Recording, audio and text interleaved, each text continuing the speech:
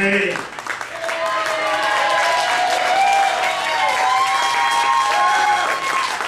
Don't worry, this ain't drag. You just thought you got ripped off big time. So I thought I'd start off with a little number. Celebrate the new year.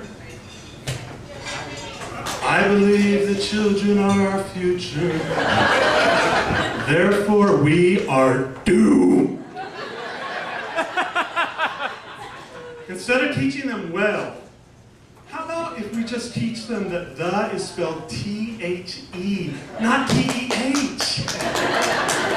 How about we teach them that showers are not optional? And hey, how about once and for all, we teach the young people that gay refers to a gentleman who knows the difference between Tom of Maine and Tom of Finland. It is a gentleman who can spend hours debating the merits of the London versus the Broadway cast album. It is a gentleman who knows all the precautions to take when trapping otters, wolves, and bears in a bar.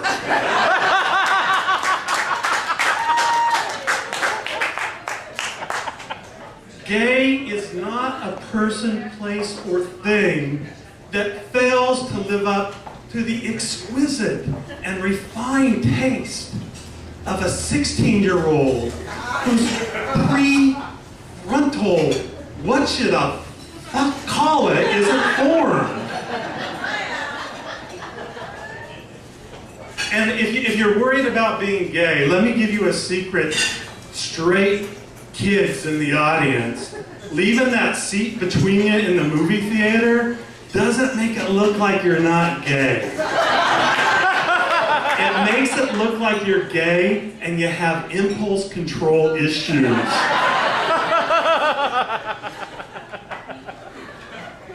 I actually love kids. I love kids, and I myself am a recovering father.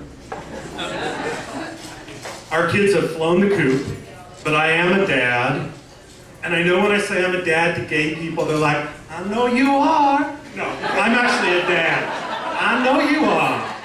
No, I'm a dad, like I got a prescription for anxiety medication. I'm a dad, like we go to Costco and we buy boxes of corn dogs. I'm a dad, like we have this bedroom down the hall that sounds like Linda Blair is messing with a priest 24 hours, and it reeks of Axe spray.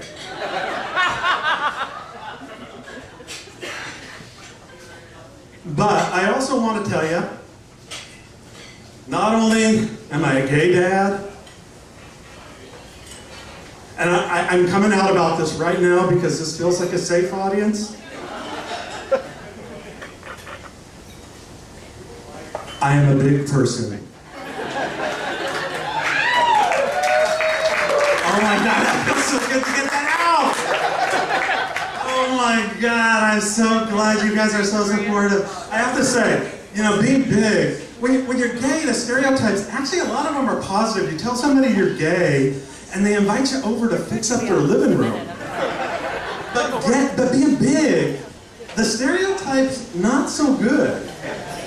Like, people think that it's some kind of moral failing, like you're weak somehow. It's this thing, like you're a criminal. And that's not right. I'm big because I like food. I love food. Like I was standing, it was like midnight or 2 or some ridiculous hour. And I'm in my pajamas, and I have a carton of ice cream. And I'm eating it with my hands. Because I love it.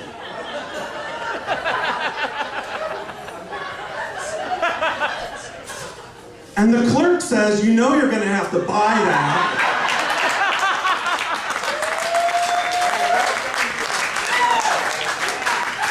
And you know what? Screw you. I am fat, but I am not a shoplifter. I I threw that carton down on the ground. I was furious. I took one last look. I ran to my car, and I am in my car, and I am fuming because I forgot to get the bag of Cheetos I went to the store to get.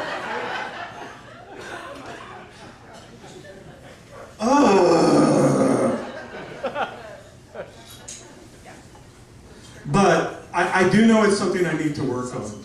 And so I can't get this dang thing. Here we go. All right. Thanks, guys. I decided I'm gonna make some changes, New Year's resolutions, I'm gonna make some changes. So I'm looking at going to a gym, and there's all those guys that I would just stare at, and that doesn't really work you out.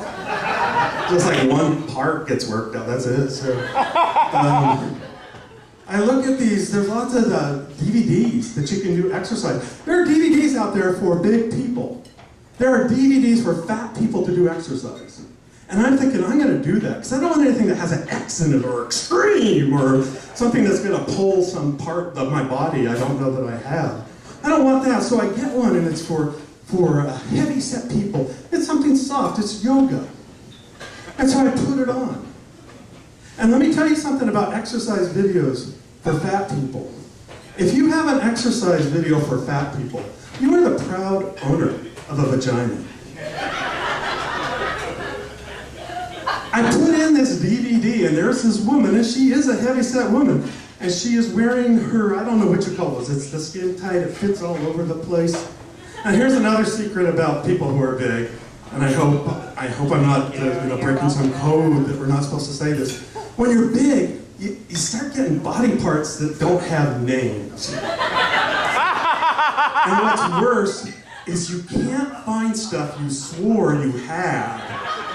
It's like, where the hell did that go? That used to get me in so much trouble. I can't even find it now.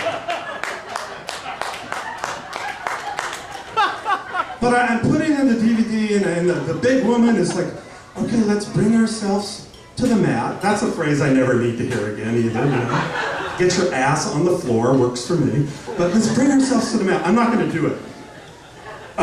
But so we bring ourselves to the mat. And then she says, now take the feet that walk the Mother Earth and place the soles together as we get ready for our pose.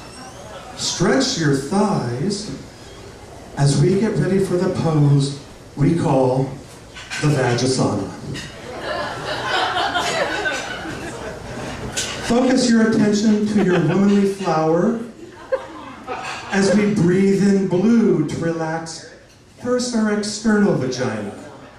And then we bring that energy into our internal vagina and breathe in and relax the cervix as we get ready to move to the uterus where all life begins.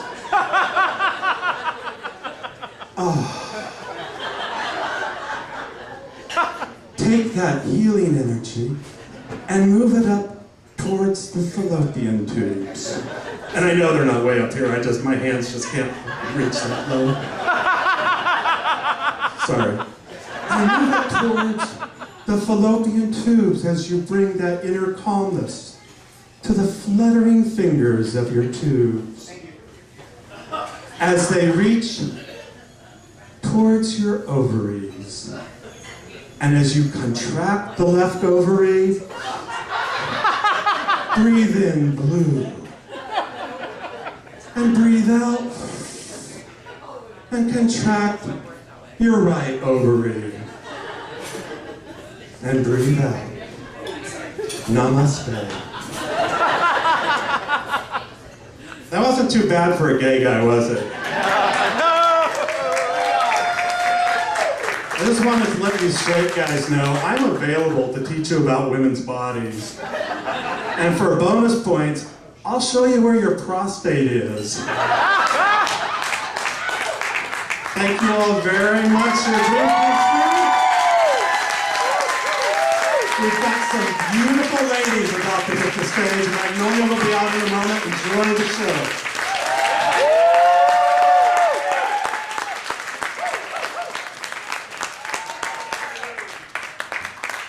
Just fruit, just fruit, just fruit, just fruit, just fruit, just fruit.